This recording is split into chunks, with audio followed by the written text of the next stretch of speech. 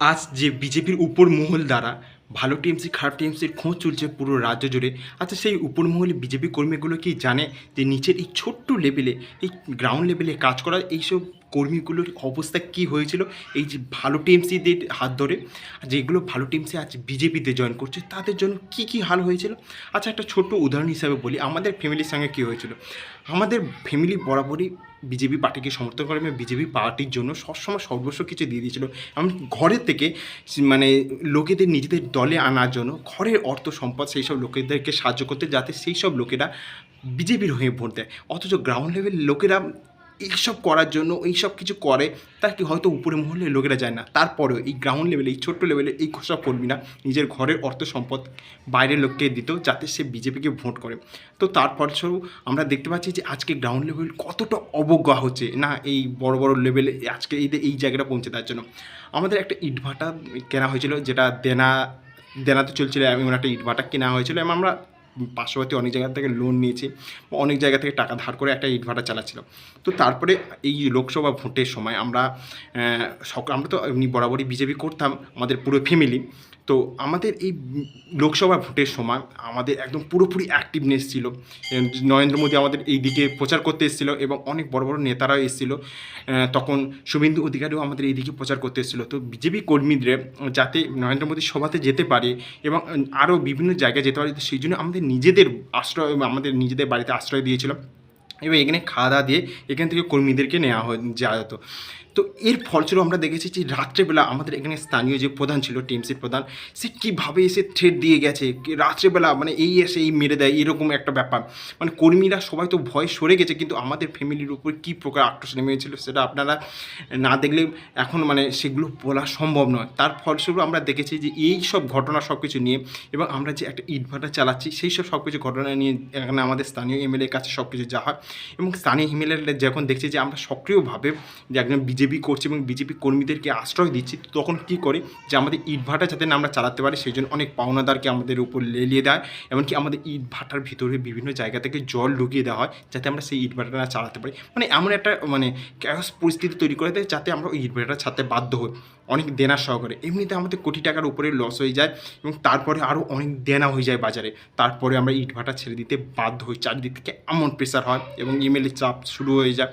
তো সেই জন্য আমরা ওই ইটভাটা তো ছাড়তে হয় এবং তারপরে এরকম প্রকাশ্যে সবাই একটা মিটিং ডেকে সেখানে মানে আমাদের ফ্যামিলির লোকেদের এরকম মানে বলতে মানে বাধ্য করা হয় যে আমরা আর বিজেপি করবো না, আমরা টিএমসিতে জয়েন করছি এবং আরও নানান প্রকার ইনসাল্ট করেছিল সবার সামনে। এবং তারপর থেকে আমরা প্রকাশ্যে কখনো বিজেপি হয়তো করতে পারি না, এই বিধানসভাতে আমরা প্রকাশ্যে করতে পারি না, কিন্তু পিছন থেকে বা বিভিন্নভাবে আড়াল থেকে আমরা যেভাবে আর্থিক সাহায্য দেওয়া হয় বা যেভাবে কর্মীদেরকে উদ্বুদ্ধ করা হয়, সব প্রকারে আমরা চেষ্টা করছি যাতে সব লোকেরা এসে বিজেপিতেই ভোট দেয়।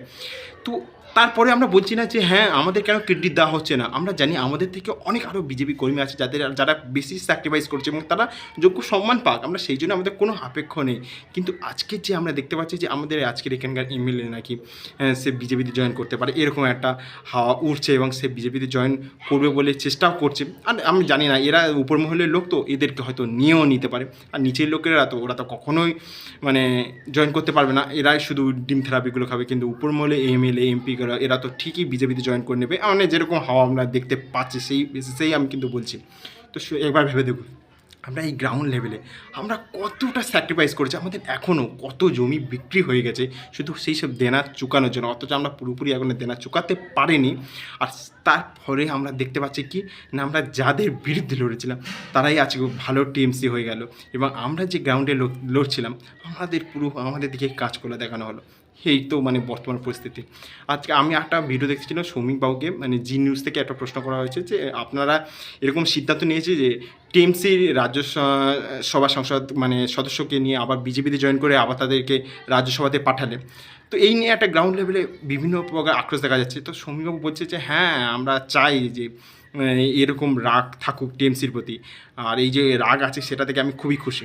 অথচ খুশি উনি, অথচ আবার সেই টিএমসির লোকেদের ছাড়া এদের চলবে না। মানে আমাদের রাজ্যে কোনো বিজেপি কর্মী উনি যোগ্য পায়নি যাকে রাজ্যসভায় পাঠানো যেতে পারে। ভাই রাজনীতির খেল কতটা নোংরা হতে পারে, তাই বলে একটা আইডিওলজি থাকবে না। তারপরে আমরা গিয়ে দেখতে পাচ্ছি দিলীপবাবুর একটা বক্তব্য বলছে, যে তিনি প্রেসের সামনে বলছে যে হ্যাঁ, এটাকে শুধু সৌমিবাবুর দোষ দিয়ে লাভ নেই। উপর মহল থেকে এমন এমন সিদ্ধান্ত আসে যেগুলোকে আমাদের মানতে হয় বা আমরা মানে শেষে সমর্থন করি। তাহলে যদি উপর মহলেই যদি সব কিছু আপনারা সমর্থন করে, তাহলে তো বিরোধীরা যা এতদিন বলছিল যে দিল্লি বা গুজরাট থেকে সব কিছু পরিচালনা হয়, তাহলে তো সবাই ঠিক বলছিল। তাহলে রাজ্যের যদি কোনো ভ্যালু না থাকে, তাহলে আপনারা কিছু না ওখানে মুখ হয়ে দাঁড়িয়েছেন। কখনোই কেন্দ্র পুরোপুরি সব কিছু চাপাতে পারে না। যদি কোনো ব্যক্তিকে কেন্দ্র মানে প্রস্তাব দেয় এই ব্যক্তিকে এরকম জায়গায় পাঠানো হবে, তবে যদি এখানকার গ্রাউন্ড লেভেলে এইসব কর্মীরা যদি বারণ করে, নিষেধ করে যে না, এই যে যোগ্য ব্যক্তি নয়, এরকম অভিযুক্ত, তো তাকে কখনোই কখনোই মানে কেন্দ্র সেই সব জায়গায় পাঠাবে না, রাজ্য সভার মতো ওরকম জায়গাতেও পাঠাবে না। আমরা এই প্রকাশবাবু নিয়ে সবথেকে বেশি এখন যত চর্চা দেখতে পাচ্ছি, যে প্রকাশবাবু টিএমসি থেকে এখন বিজেপিতে এসে এবং সংসদ পদ পেয়েছে।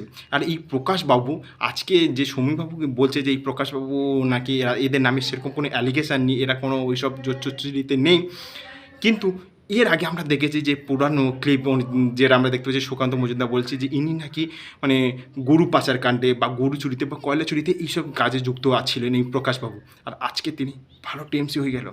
তাহলে তখন ভোটের আগে প্রচার করলেন যে এ দুর্নীতিগ্রস্ত, এর বিরুদ্ধে ভোট দেয়, এবং লোক তাই করেছিল আপনাদের কথা শুনে। আর আজ যারাই ওর বিরুদ্ধে লড়েছিল তারাই আজকে পথে পড়ে রইল, এবং যার বিরুদ্ধে লড়ছিল সে আজকে ভালো হয়ে গেল আপনাদের কাছে। এটা কীরকম দ্বিধাচরিতা!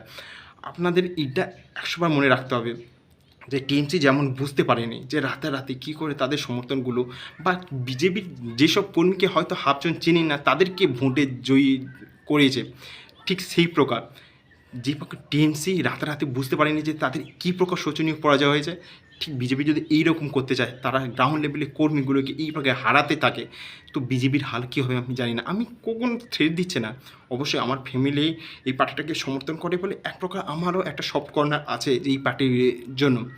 তো সেই পরিপ্রেক্ষিতে বলছি যে এই পার্টি অবশ্যই মানে পশ্চিমবঙ্গে থাকুক এবং উন্নতমূলক সব কাজ করে যাক, কিন্তু এই যে রাজনীতিকরণ চলছে, এই যে নোংরা নীতি চলছে, সেটার বিরোধিতা করি।